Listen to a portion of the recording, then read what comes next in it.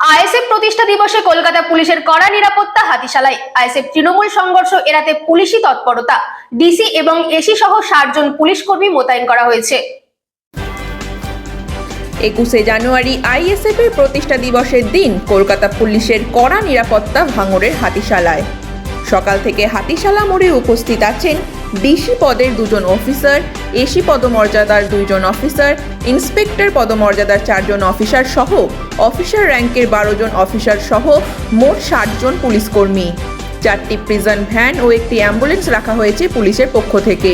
21শে জানুয়ারি এই হাতিশালায় আইএসএফ ও তৃণমূল কংগ্রেসের মধ্যে ব্যাপক মারধরের ঘটনায় উত্তেজনা ছড়িয়েছিল। পুড়িয়ে দেওয়া হয়েছিল তৃণমূলের 4টি পার্টি অফিস। সেই ঘটনা যাতে দ্বিতীয়বার না ঘটে সেই কারণে পুলিশের পক্ষ থেকে এই ব্যবস্থা। ব্যুরো রিপোর্ট, রাত দিন নিউজ নেটওয়ার্ক।